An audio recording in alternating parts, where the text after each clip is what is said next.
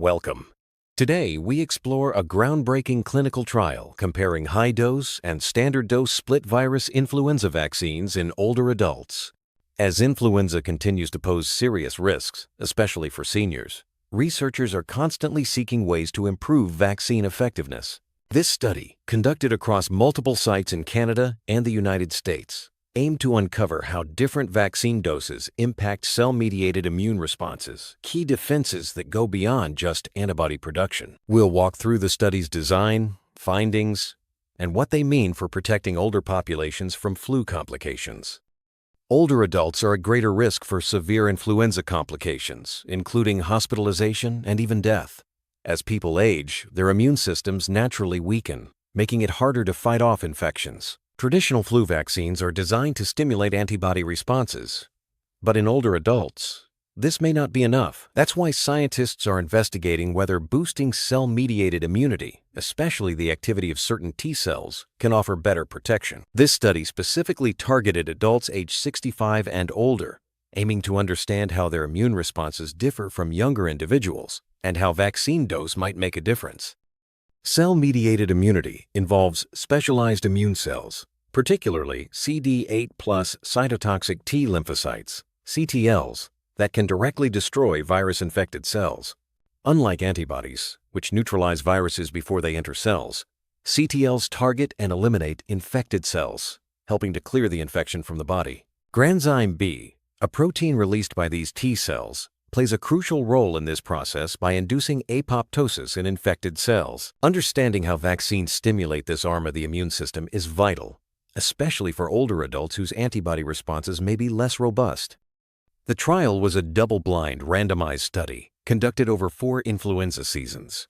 Older adults were randomly assigned to receive either a standard dose or high-dose split-virus influenza vaccine, while a group of younger adults received the standard dose for comparison. Researchers measured immune responses at multiple time points, before vaccination and at 4, 10, and 20 weeks after vaccination. Key immune markers included serum antibody titers, interferon-gamma, IFN-gamma, interleukin-10, IL-10, and inducible granzyme-B, IGRB, activity in blood cells challenged with influenza virus. The study enrolled 582 older adults, aged 65 to 96, and 79 younger adults, aged 20 to 40. About 2/3 of participants were female, and nearly half of the older adults received the high-dose vaccine.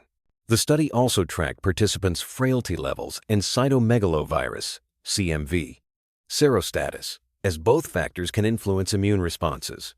This diverse participant pool allowed researchers to analyze how age, sex, frailty, and prior viral exposures might affect vaccine-induced immunity.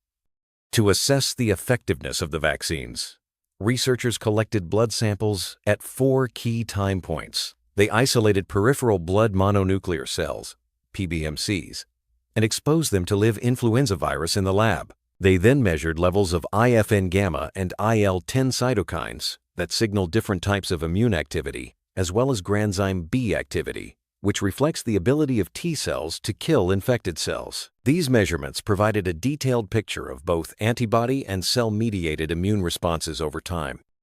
Interferon-gamma, IFN-gamma, is a cytokine that promotes antiviral activity and is crucial for activating immune cells. Interleukin-10, IL-10, on the other hand, is anti-inflammatory and helps regulate immune responses to prevent excessive tissue damage.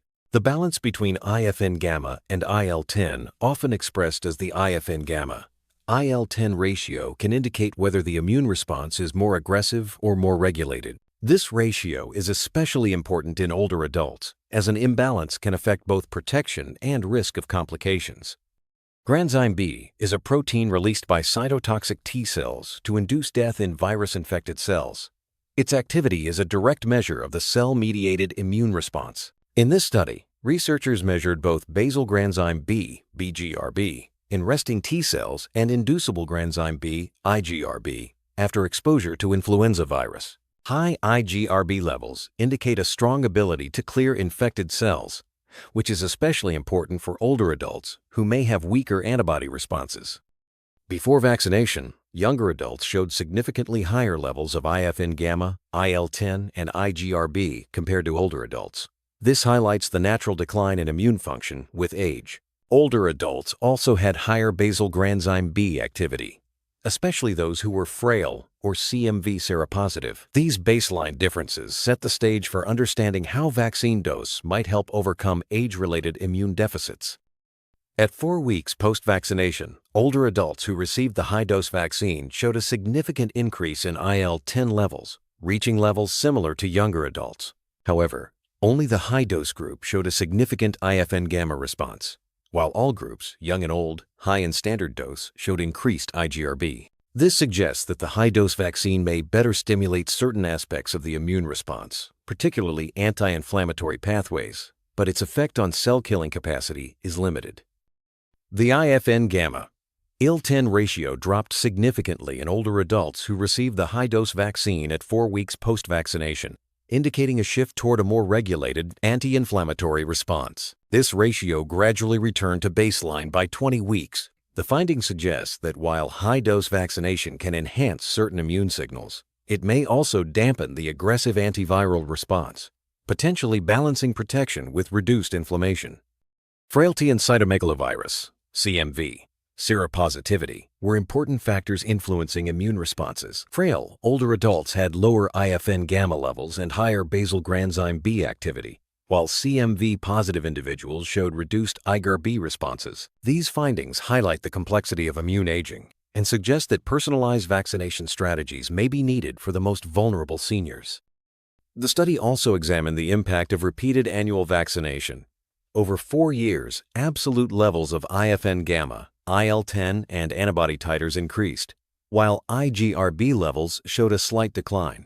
Interestingly, prior season vaccination was associated with lower IGRB but higher IFN-gamma and IL-10, suggesting that repeated vaccination may shift the immune response toward antibody and cytokine production, with less emphasis on cell-killing activity.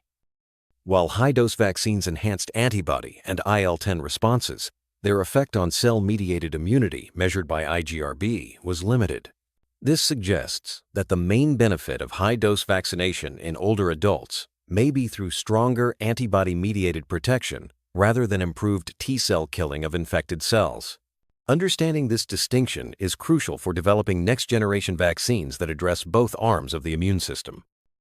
Every study has its limitations. Here, the participant pool skewed younger within the senior age range, so results may not fully apply to those over 85. The study did not distinguish the effects of repeated high-dose versus standard-dose vaccination, nor did it account for the contribution of natural killer (NK) cells to granzyme-B activity. Additionally, the exact sources of cytokines in the blood samples could not be pinpointed, highlighting the need for more detailed cellular analyses in future research. The findings suggest that high-dose influenza vaccines provide enhanced antibody-mediated protection for older adults, which is especially important for those at higher risk of severe flu complications. However, the limited effect on cell-mediated immunity means that some seniors may still be vulnerable. Clinicians should consider both vaccine dose and individual patient factors, such as frailty and CMV status, when recommending flu vaccination strategies. Researchers plan to further investigate how different T-cell subsets respond to vaccination and how inflammatory and anti-inflammatory cytokines influence these responses. They also aim to study the effects of repeated annual vaccination in more detail, with the goal of identifying biomarkers that predict protection. These insights could guide the development of more effective vaccines tailored to the needs of older adults. The study was conducted with strict ethical oversight, approved by institutional review boards in both Canada and the United States. All participants provided informed consent, ensuring that their rights and well-being were protected throughout the research process. Such ethical standards are essential for maintaining trust and integrity in clinical research. This research was made possible by funding from the National Institutes of Health and support from academic institutions in Canada and the United States. The dedication of clinical research teams and the participation of hundreds of volunteers were crucial to the study's success. Collaboration across disciplines and borders continues to drive progress in vaccine research. In summary, high-dose influenza vaccines in older adults amplify antibody and IL-10 responses, but have limited impact on cell-mediated immunity as measured by granzyme-B activity. Age, frailty, and CMV status significantly influence immune responses, underscoring the need for personalized vaccination strategies. While high-dose vaccines offer enhanced protection, future research should aim to boost both antibody and cell-mediated arms of the immune system for optimal defense against influenza. As we look to the future, the challenge remains to develop influenza vaccines that are both safe and highly effective for older adults. By understanding the nuances of immune aging and the effects of different vaccine formulations, researchers and clinicians can work together to reduce the burden of influenza in our aging population. Ongoing studies and innovations in immunology hold promise for even better protection in the years to come.